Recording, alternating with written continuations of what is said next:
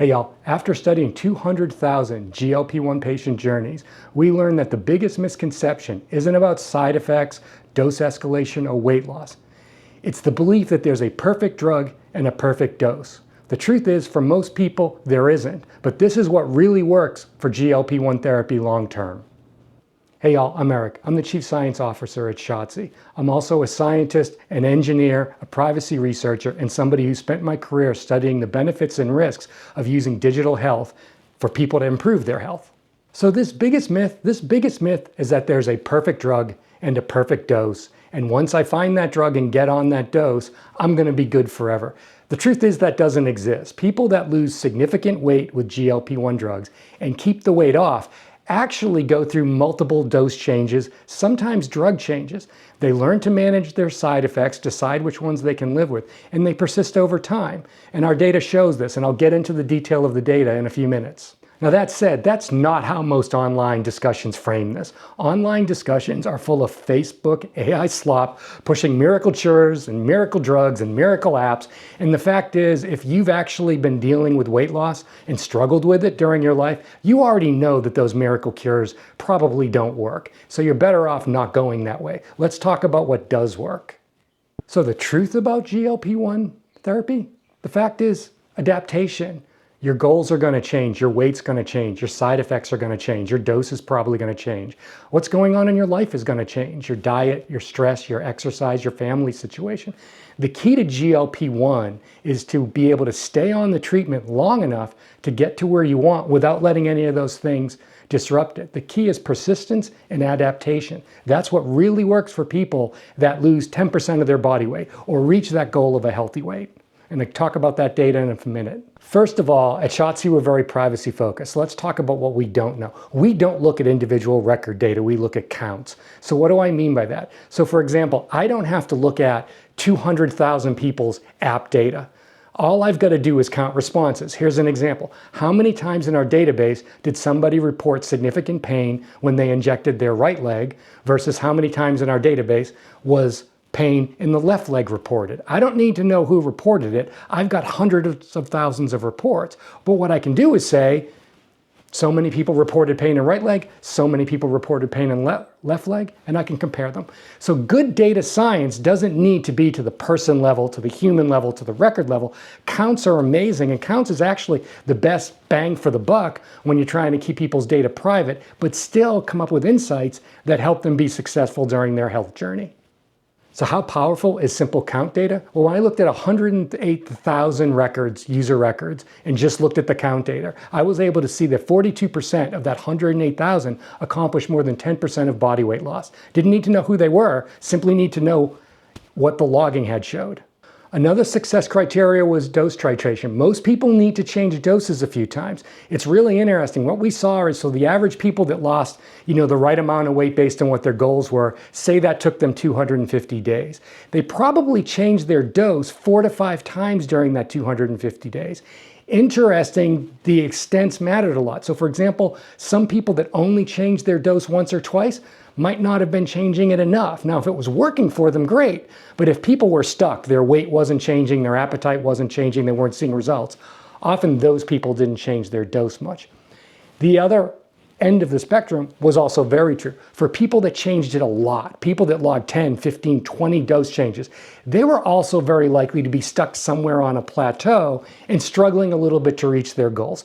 So one of the things to really think about here is you're going to have to work a little bit to find the dose. That's between you and your healthcare professional or however you get assistance with this. Find the right dose. It'll work for a while. It's probably going to only work for a while, and then you're going to have to tweak it a little bit. And the way it works is really these 3 phases. First, when you're new, the dose is about adaptation. You're trying a dose that's just on the label of the bottle. It might be too much or too little for you. You're going to figure that out. Your side effects will be too much, or you won't have side effects, but you're not losing weight, and you're likely that your healthcare professional will titrate your dose up.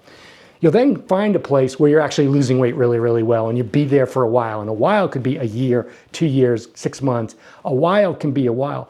But you'll eventually find 1 or 2 things will happen. Either you'll stagnate and you'll stop losing weight. You won't quite reach your goal yet. You're not quite losing weight. Or the opposite. You may start dropping too much weight. And so during the steady state weight loss period, there's an important dose.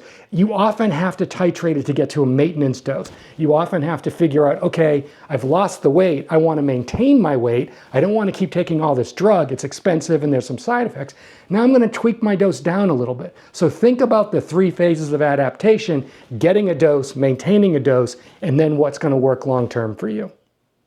The other thing that we saw that correlated with a lot of success are people that track their side effects. And I think tracking your side effects isn't just about, do I have a migraine or am I getting constipated? It's really about giving yourself some time in your diary to pay attention to how you're feeling, because it's not always obvious. Like, you could be feeling a certain way 5 months in and just think, you know what, I felt better a month ago. What was I doing? And then, having a diary, whether it's an app like Shotsy or whether it's in a paper book, go back and say, well, you know what, my nausea was a little bit less and I'm feeling a little bit more nausea now. Maybe I should bring my dose down.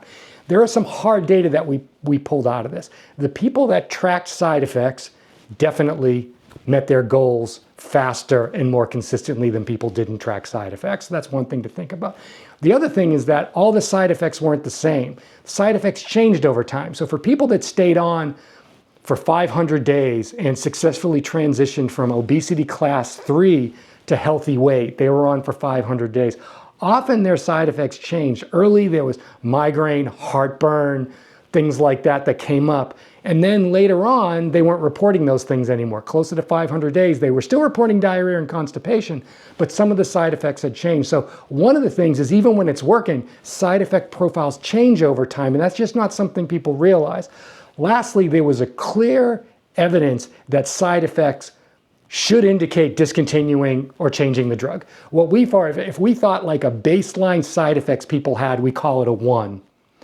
At 3 times that amount of side effects, so 3 versus 1, that's when people often stayed on our platform less than 8 weeks, changed drugs, things like that. So often what happens is, 1, baseline side effects, you're doing good. At 2 times the normal side effect rate for you, often people start tweaking their doses there. And then at 3 times the number of side effects, it's probably time to talk to your doctor and really make a change outside what they've already prescribed. There's no reason to make yourself sick trying to meet your health goals. The other thing we'll say is that if your first medicine doesn't work, there are different classes of this drugs. Talk to your prescriber, you may want to change it. Looking at 200,000 users and their journeys, what we found was about 15% of folks change drugs and then probably do a little bit better on the new drug if it works for them. So changing drug is pretty common. 2 out of 10, 1.5 out of 10 change drugs. It's actually pretty common. And there's different formulations of drugs within drug classes, and then there are different drug classes of GLP-1s. So talk to your healthcare provider if the drug's not working for you, and don't assume if the first one doesn't work that these therapies won't help you, because they still might. Okay, so where do people fail? I think the biggest thing that causes people to fail is this lack of adaptation. I think that people that expect that first dose to work, they expect that first drug to work, they simply aren't able to tolerate any of the side effects, which, by the way, is completely reasonable. There may be a better path for you. If these drugs actually make you sick, you shouldn't tolerate them. But I think the big thing is realizing that, well, tweak that dose a little bit more. Try another week on that dose. The people that do this well work their way through it. I know it looks like a lot of celebrity transformations, but I guarantee you that if a Serena Williams or an Oprah, in their long journey that they've been so public about, felt a little sick, they were on the phone with their doctor getting advice on, should I change drugs? Should I change dose? How do I get through this? So logging is a great way to do that. Seek professional help. But think about this as adaptation. One of the things that really struck me in looking at this data is, I'm a former runner and a marathoner back when I was healthier. And marathon is a long time. Training for a marathon for half a year, it's a big time commitment. And there's days when your ankle hurts and there's days when your knee hurts. And people that run marathons persist. I actually don't think GLP-1 therapy is all that easy. I think it's like running a marathon. I think you've got to work at it. I think you've got to expect some setbacks. And I think the people that get the benefits are actually the people that put in the work and persist, regardless of the side effects, versus people that stop because of them. And again, one last time, don't tolerate intolerable side effects. If the drug makes you sick, talk to your doctor, get off it, try something else. The other end of the failure mode, too much adaptation. Tweaking your dose too much. changing your diet too much. One of the things that people don't understand, and again, like marathon training here, is this quiet time. The weeks and months when you're feeling good, your weight's dropping, but maybe you're getting a little bit hungrier. If you're getting a little bit hungrier and you're halfway to your weight goal and you haven't changed your dose in a few months, what do you do when you're a little bit hungrier? Do you eat a little less? Do you eat a little more? If your weight goes up, do you increase your dose? Do you decrease your dose? Again, this is where logging can really be helpful. Recognizing your own patterns and what's worked for you over an extended period of time is really important. But don't tweak too much. This is a little bit risky to say this is an absolute, but the people that we saw that did well, they made 5 or 6 adaptations in their journey between drugs, dose changes, things like that. They didn't make 1 and they didn't make 20. Okay, so let's talk about the importance of tracking. Of course, we'd love you to use the Shotsy app, but you don't have to. I'm going to recommend as a scientist that you find some way to track, whether it's a piece of paper, spreadsheet, whatever you want to do. Track what you're doing over time. Track your dose, track your side effects, track your dose location and how much pain there is where you dose.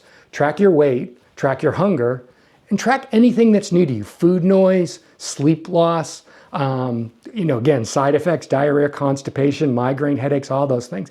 Track it over time. The truth is you don't have to track everything though. When I look at our most successful people, they track 3 days a week, 2 to 3 days a week. They're not tracking every day. They're maybe dosing once a week and they're maybe logging 2 or 3 days a week. So it's not like you've got to be diligent and have that book in your hand. But when something changes, track it. When you make a change, track it. When you reach a milestone, track it. It's the one thing you can do. It's the most valuable thing you can have for yourself. It's the most valuable thing you can bring to a healthcare provider and say, hey, this is how I've been doing. My weight stopped changing and I'm getting hungrier. Do I up my dose? What should I do here? So anyway, and certainly side effects. If you're feeling sick, if you're dropping too much weight, diarrhea, constipation, anything serious, absolutely seek professional medical help and track it. Give them the symptoms so they know what you're really experiencing over time, not just in the acute incident the day you happen to be seeing them. So to dial it up, if there's one thing I want you to know is that there's not that perfect dose, there's not that perfect drug. This journey is about adaptation and making small changes along the way that allow you to stay on the medicines comfortably enough that they actually help you. So adaptation and persistence, those are the truth about GLP-1 therapy being successful. I hope you found this helpful. One of the main reasons we're doing this, frankly, is there's a lot of bad information out there. There's a lot of AI slop. There's a lot of people with fake testimonials, fake studies, fake TED Talks. It's all out there. So what we're trying to do is bring some real virtue. You can contact us at Shotsy if you have any questions. And if you have any questions about anything I said today, please leave a comment and we'll try to get back to you and give you an answer that hopefully helps you along your journey. Thanks for watching.